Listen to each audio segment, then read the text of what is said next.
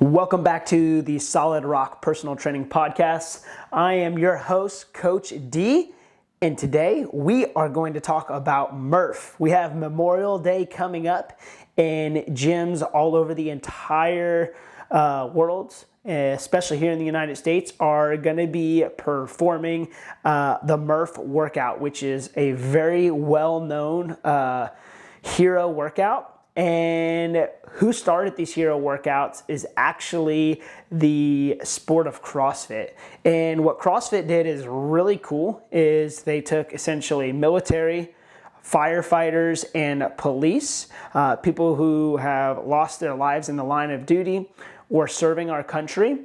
And it's a great way that they've utilized to honor those fallen heroes. So the Murph workout is probably one of the most popular, and you'll see it all over social media, hear a lot of buzz about it come Memorial Day. And that workout is after a Navy lieutenant named Michael Murphy, who was killed in Afghanistan on June 28th, 2005. Mike was only 29 years old when he was awarded the Medal of Honor for his death, which that hits near and dear to me. I'm 29 years old and still feel like I have a lot of life left to live. So we just want to thank Mike so much for serving our country and just paying the ultimate price so we can have our freedom. What a warrior and what a killer. And I just think this workout's such a great way to honor him and his family.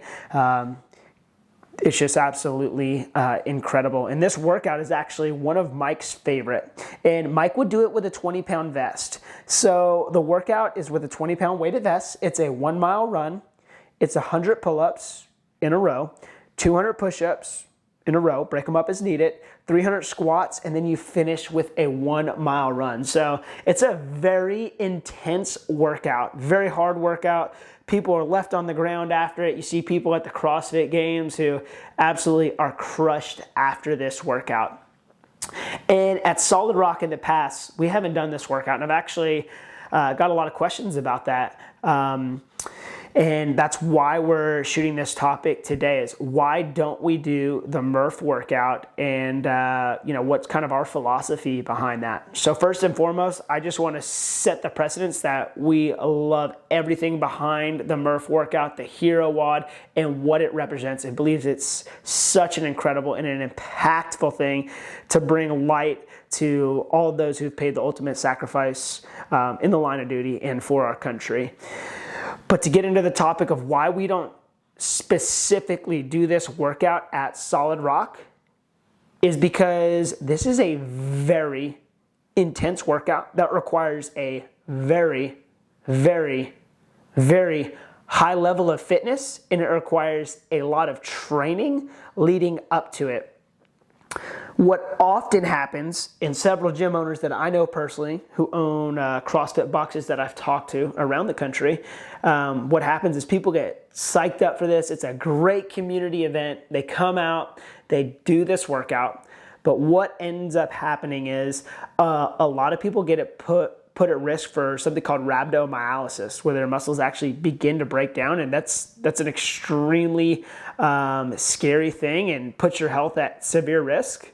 Also, a lot of the owners that I've talked to, they get a lot of injuries during this time. People come in and, they overdo it. They're getting way too much volume. That's a lot of reps. They get tennis elbow, then they can't train for a month, or their back flares up, and then they're, in bed all week and they're just out of commission.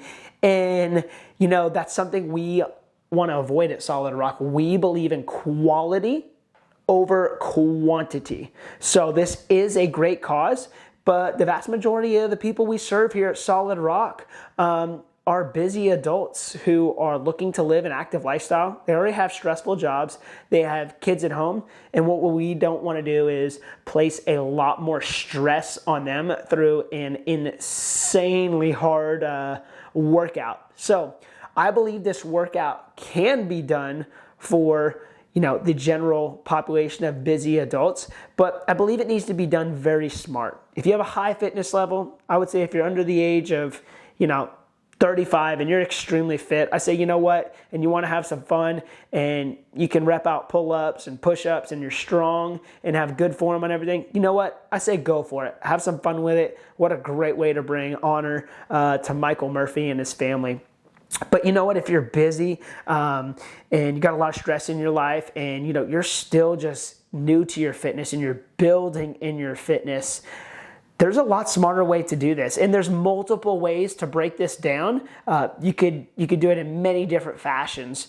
I'm just going to give you 2 to 3 examples of how to break this workout down. So a great modification to the Murph workout, if you don't want to do a 1 mile run, a great substitute would be a 2,000 meter row. If you have an assault bike, you could do an assault bike for 120 calories for my males. You could do 96 calories for my females.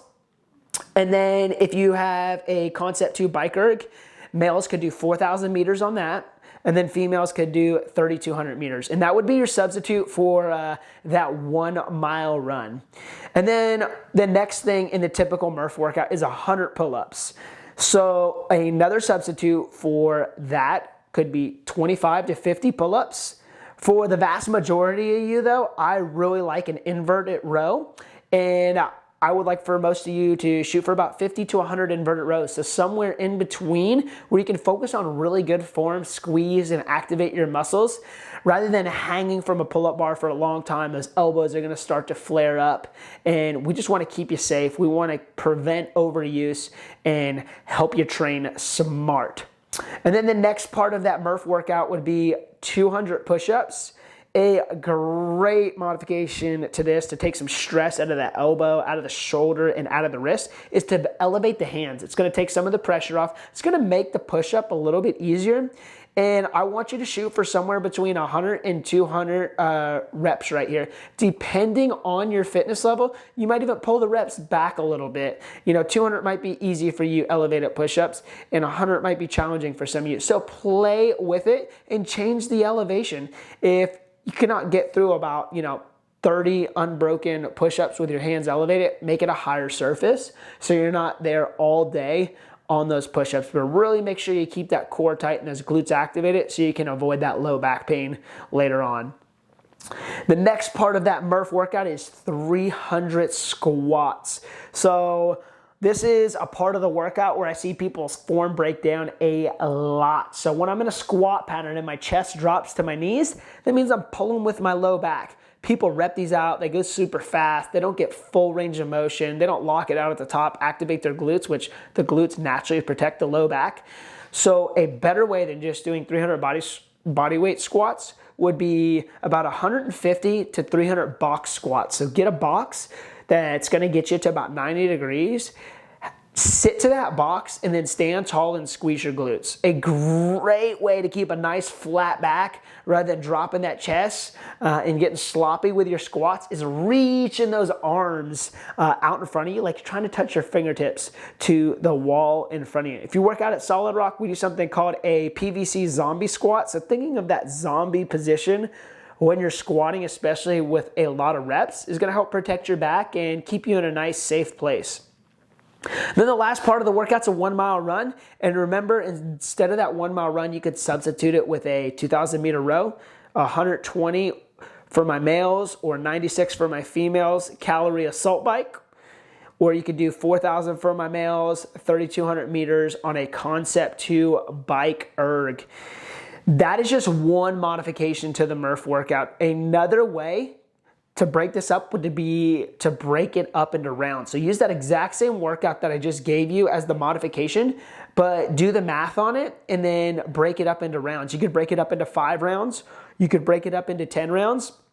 That's gonna give your muscles a little more rest so you can have better form on the movements as you're doing it. Because doing, 50 to 100 pull-ups or 50 to 100 inverted rows in a row, your muscles are gonna burn, and it's probably inevitable that your form is gonna break down unless you are extremely intentional about that mind-muscle connection. So I personally like it better to break the workout into rounds. But if you don't wanna do that, feel free to do it straight through. Just use that modified version that I gave you. And I'm sure some of you have done modified Murph in the past and probably have some great additions to it. But I know this way it'll keep you safe. It will help prevent or reduce the chance of overuse injury. It'll keep you a lot safer, so you can train the next day or you can train later on in that week rather than having to take a week off or just feeling absolutely run over by a truck. So the goal of this podcast was to, bring light to Michael Murphy and just the incredible story and just the community that the Murph Workout has brought, all over the entire world, and just to thank him so much for his service, but also to educate and to inspire you to choose a smarter way if you are not prepared to do that Murph Workout, which 99.9% of the people that do the Murph Workout, in my professional opinion, are not prepared for that, nor have good form on all of the repetitions, thus putting themselves at risk for severe injury. Work smarter, not harder. Focus on your form. And if you plan on doing this workout on Memorial Day, give it a shot. Give the modification a shot right there. You're no less of a person than not doing the full version, and you're still bringing light to a great cause. Get on your social media, post that you did Murph. You got moving, you kept your body safe, and you still honored Michael Murphy. So that's a great way to do this workout, guys. So remember, train smart, quality over quantity, and go slow. Focus on that mind-muscle connection. Your body's going to feel a lot better. You're going to get a lot better results, and you're going to be able to continue to train pain-free.